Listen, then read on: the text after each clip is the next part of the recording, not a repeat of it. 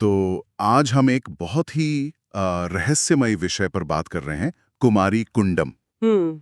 जिसे कई लोग भारत का अटलांटिस भी कहते हैं। हम्म। हमारे पास जो स्रोत हैं, कुमारी कुंडम भारत का खोया हुआ स्वर्ग से जुड़े हुए, हम्म। उनसे समझने की कोशिश करेंगे बिल्कुल। कि ये जो खोई हुई भूमि की किंवदंतियां हैं, जो वैज्ञानिक बातें हैं या जो रहस्य हैं, क्या है ये सब। हाँ, मतलब इसकी गहराई में उतरते हैं।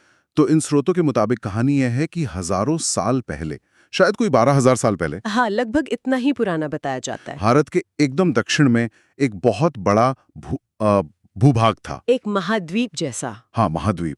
और कहते हैं कि वहां एक बहुत ही उन्नत, मतलब एडवांस्ड तमिल संस्कृति थी। जो फल फूल रही थी। और ये भी कहा जाता है कि वो लोग खेती में माहिर थे, उनके पास विमान जैसी टेक्नोलॉजी थी। हाँ, विमान।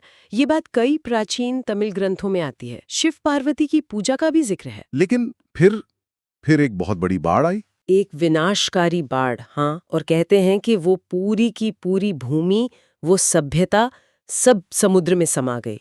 और देखिए, यहीं ये बात दिलचस्प हो जाती है कि कैसे ये प्राचीन कहानियां, ये मिथक, असल में शायद बड़े भौगोलिक बदलावों और पुरानी सांस्कृतिक यादों को एक कहानी के रूप में सहेज कर रखते हैं। सही बात है। ये सिर्फ कहानी नहीं, ये शायद द्रविड़ सभ्यता कितनी पुरानी है, कितनी फैली हुई थी, उसकी तरफ भी इशारा करती है। बिल्कुल। पर फिर वही सवाल, क्या इसका कोई साइंटिफिक बेसिस है? मतलब विज्ञान क्या कहता है?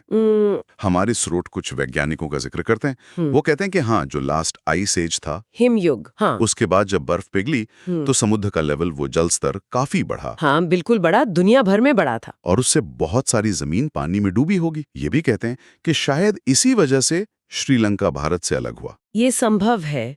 भूवैज्ञानिक तौर पर ये प्रक्रिया तो हुई है, समुद्र का स्तर चढ़ा है, जमीनें डूबी हैं। और नासा का भी जिक्र है कि हिंद महासागर में पानी के नीचे कुछ स्ट्रक्चर्स मिले हैं।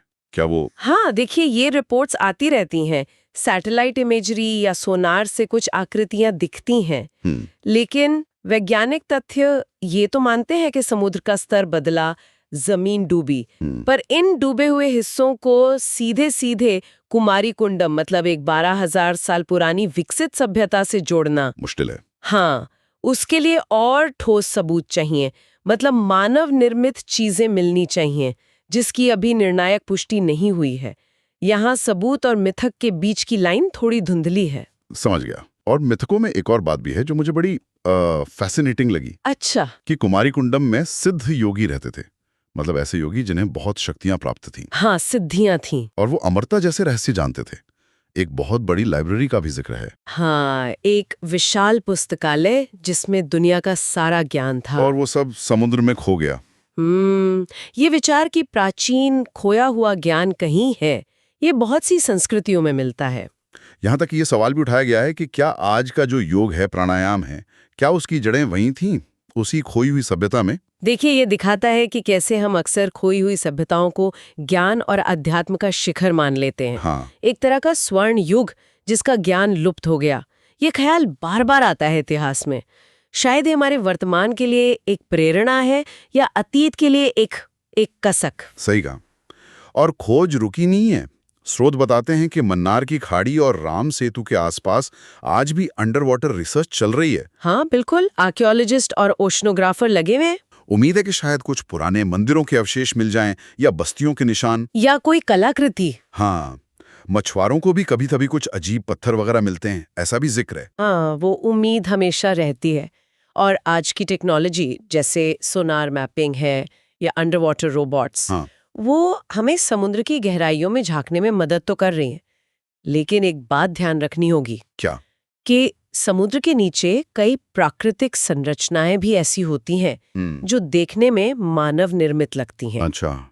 तो किसी भी खोज को कंफर्म करना कि ये वाकई मानव निर्मित है और इतना पुराना है, ये एक बड़ी चुनौती होती है। तो फिर कुमारी कुंडम का सच क्या है? क्या ये वाकई एक खोया हुआ महाद्वीप था, या ये हमारी यादों में बसा एक सांस्कृतिक मिथक है? इन स्रोतों को देखते हुए तो यही लगता है कि ये विषय इतिहास, विज्ञान और कल्पना तीनों के एक बड़े दिलचस्प मोड़ पर खड़ा है। बिल्कुल। और अंत में सोचने वाली बात यह है क्या? कि चलो मान लिया, अभी ठोस पुरातात्विक सबूत उतने नहीं हैं। हाँ, लेकिन फिर भी कुमारी कुंडम जैसी किंवदंतियां हमारी सांस्कृतिक पहचान को कैसे बनाती हैं, ये हमें अपनी जड़ों को, अपने अतीत को देखने के अलग अलग नजरियों के बारे में क्या सिखाती हैं? ये गहरा सवाल है। हाँ, ये कहानियाँ सिर्फ इतिहास नहीं है। शायद ये हमारी आज की पहचान, हमारी आकांक्षाओं